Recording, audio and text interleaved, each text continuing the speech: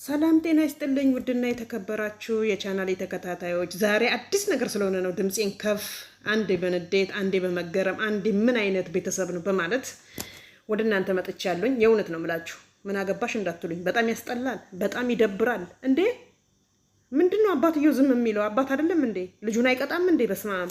ኧረ ነው ወይስ እያንዳንዱን ሴቶች እየተቀበለ መፈመስ ነው የሚፈልገው? ያልገባን ነገር ይሄ ነው። አናያቸውን ብለን ስንል የሆነ ፓርቲ ይዘው ይመጡና በተለይ ለሩታ የሚከብድ ነገር ሲያመጡ እሷን በማየት እንገባለን እናያለን። እንዴ ይሄ አላበዛውም እንዴ? ምን ነው አረከሳቸው ሴቶቹን ወይ ድራማ ነው በሉንና እያንዳንዱን ሴት እናፈምስ በሉና። እንግዲህ ያው ከሩታ ወልደሃል፣ ከሩታ ጋር ፕሮግራም አድርገሃል፣ እሱን እናምናለን። ከሄርሜላና ከዚች ልጅ ጋር ግን እነሱን ለማፈመስ እነሱን አንተን ለማለት ከሆነ ግልጹን ንገረን። ምንድነው አንተ ለትውልዱም እንደምታስተምረው? በዚህ ላይ ብታምር ይሁን ከዝንጀሮ ፊት አፍህ ራሱ ሲያስጠላ ስታወራ ምላስ ወደ ውጪ ይተፋል ዝም ብሎ። ምን አይነት ደባሪ ነው? ምን አይነት እናት ነች ግን ያሳደገች? በስመ አብ! በአንተ የተነሳ ቤተሰቦችን ታሰድባለህ። አባትህ ቅልብልብልብልብ ያለ አራዳ ብልጥ። ድሮና ዘንድሮ ቢታይ እሱ ራሱ ምን ይመስላል? እውነት ለስድብ ሳይሆን በጣም ብልግና ነው በምታደርገው ነገር። አንተ ነህ ቤተሰብን የምታሰድበው ባለጌ ስድ። እዴ ጉድ ብሏል እዮዳብ። ምንድነው ነገሩ እንዴ? ሴቶቹ ከየት ነው የሚመጡት? በዚህ ደረጃ ሀገራችን ተዋርዳለች ማለት ነው። አረ በስማ ትንሽ እፍረት የሚባል ነገር የለም እንዴ? ትንሽ ሞራል የሚባል ነገር የለም እንዴ? ስነ ስርዓት የሚባል ነገር እኮ አለ እንዴ? አለበለዚያ እኔ እንጃ አንድ እርምጃ ቢወሰድ ጥሩ ነው በህግ መንገድ። እንዴ በጣም የሚያስጠላ በጣም የሚደብር። በቃ ምንድነው ቤተሰቦቹ እናንተ ከወር እኮ $10,000 በላይ ታገኛላችሁ ተብሏል። አንተም ሆንክ ሩታም በዚህ ደረጃ ታገኛላችሁ። በቃችሁ። ምንድነው አጠጉም እንደ ገንዘብ ቦታ ልቀቁ። ለሌላው በስነ ስርዓት ለሚሰራው ጥሩ የሚሰሩ ልጆች አሉ፣ እንደነቃል ቤተሰቦች፣ ሌሎችም ብዙ እውነተኛ ታሪክ የሚሰሩ አሉ። እነሱን ማን ይመልከታቸው? እናንተ በውሸት እዚህ ቡታጅራዎች ተደርድራችሁ።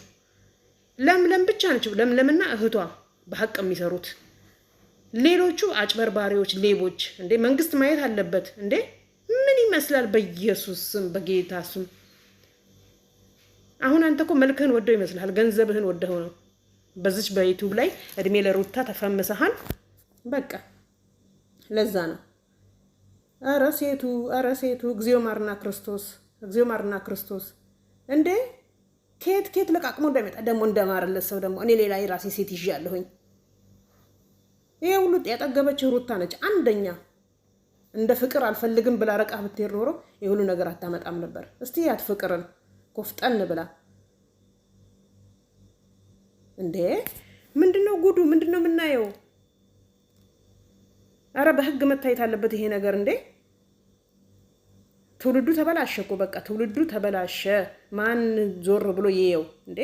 ምንድነው አባትክ መጥቶ ሌላ ነገር ከሚናገር ለምን አይቀጣህም? ለምን አያስተካክልህም? እስቲ ወንድምህን ተመልከተው ኤፍሬምን። በቃ የወለደ ሰው አብሮ ነው መቀመጥ ያለበት። ልክ እንደወለደ ሰው ማያደርገውም ብሏል እኮ ትናንትና።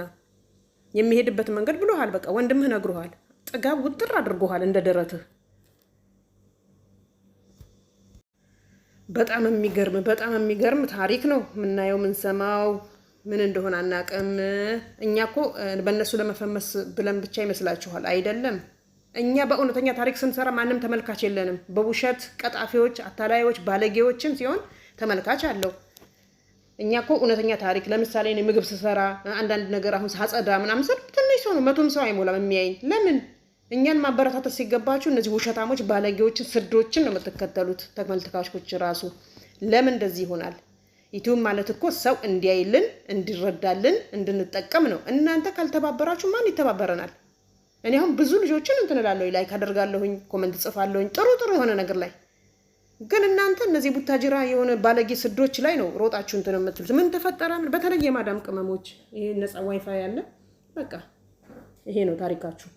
ግን እውነተኛ ታሪክና የሚጠቅማችሁ ነገር ስለ አገሪቷ ህግ ብዙ ነገሮች ለእናንተ የሚጠቅምና በእውነተኛ ላይ የሆነ ነገር ሲሆን ግን አትመለከቱም።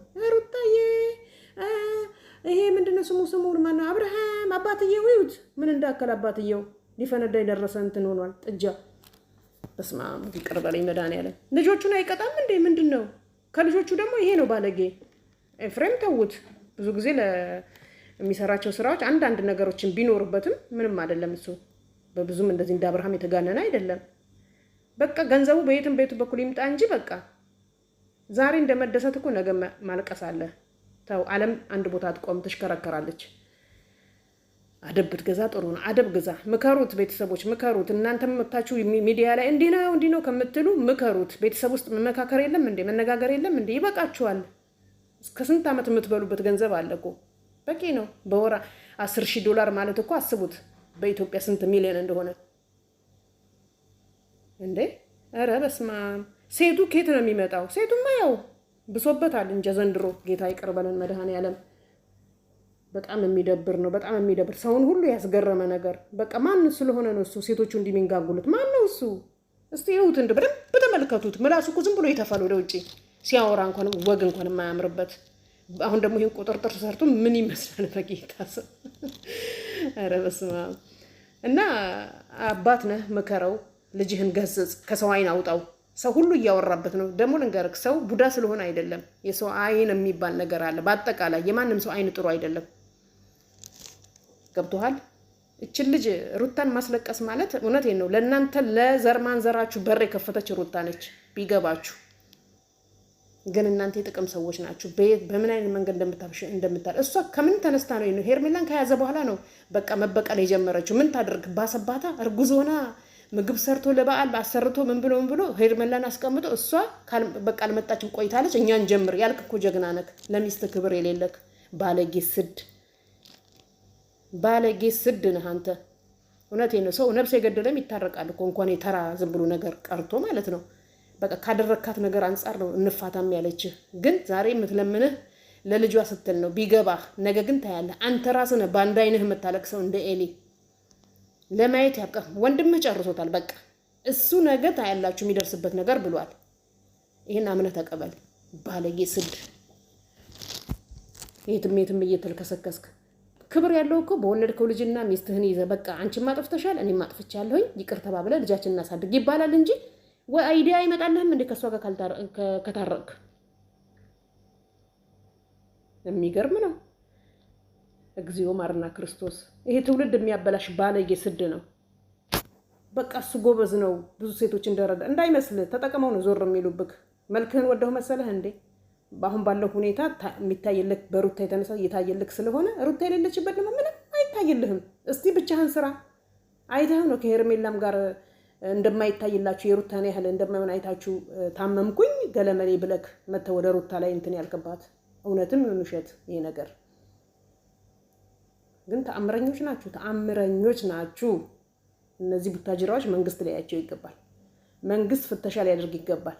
በጣም ትውልድ እያበላሹ ነው። በጣም ትውልድን እያበላሹ ነው ቡታጅራዎች፣ የቡታጅራ ዩቲዩበሮች በጣም ትውልድን እያበላሻችሁ ነው። በቃ ይሄ ነው የኛ አቋም። ብትፈልጉ የፈለጋችሁትን አምጡ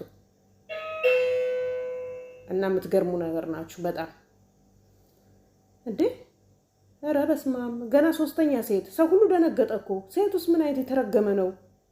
ያው ለጥቅም ነው። በእርግጥ ሴት ልጅ ያው ለራሷ የምትፈልገው ነገር ሲኖር ነገ እሷም ትፈነገራለች። ከዛ ያመጣል። በቃ እያመጣ እየወሰደ መጨረሻ ግን ታያየዋለህ። ብለሃለች እኮ ሩታ ብለሃለች። አንተ የሴት ልጅ እንባ ምግብህ ነው ወይ ብለሃለች። አለቀ። በሷ ላይ የተጫወትከውን ነገር ታያለህ። ቁጭ ብለህ ትቆጥረዋለህ። ግፉን ለማየት ያብቃ። ታምረኛ ሰው ነህ በጣም። እስቲ ያቸው ሌሎች ዩቲዩበሮች እንዳንተ አይደሉም። አንተ የባሰብህ ምን አይነት ተፈጥሮ እንዳለብህ አላውቅም። እኔ አንዳንዴ እጠራጠርሃለሁ። አካሄድህ ራሱ ደስ አይልም ስትራመድ ራሱ እና በጣም የሚገርም ነው። እውነት እኔ በጣም ገርሞኝ ነው እኮ ከየት እንደሚሰበስባቸው ከምር አስደነገጠን እኮ። በቃ መፈመስ የሚፈልጉ ናቸው። በቃ እየመጡ ካንተ ጋር ከዛ ይፈመሳሉ። አልፈልግሽም ትላለህ፣ ትልካለህ። እንደዛ በቃ ይሄ ነው ጨዋታክ። ባለጌ አባትክ ሊቀጣህ ይገባል፣ ሊመክርህ ይገባል።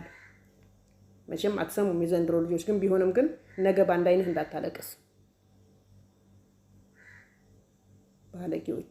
ባለጌ ናችሁ በጣም በእውነት በጣም የሚያናድር ነው። ራስህ ተሰድበህ ቤተሰብን ታሰድባለህ እንዴ! እነዛም ሙጭጭ መሳም ምናምን። ኧረ በስመ አብ። ሄርሜላማ በስመ አብ ጌታዬ አሰዳቢ ነች። መድኃኒዓለም ይኸው ተዋርዳ ወደኋላ ቀረች። ምን ታመጣለች? አስቀርቷል። አሁን ደግሞ ሌላ ይዟል። ይችን ደግሞ እስቲ እናያለን እንዴት እንደምትሆን።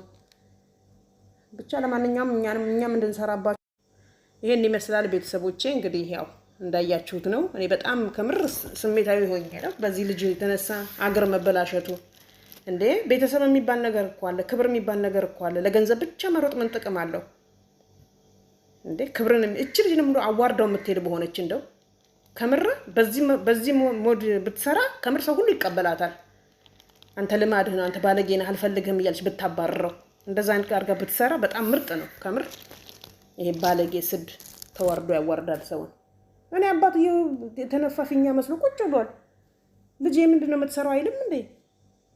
ከምር በጣም ተናድጃለሁ ዛሬ እና ሰላማችሁን ያብዛልኝ ውዶቼ። ባይ ባይ።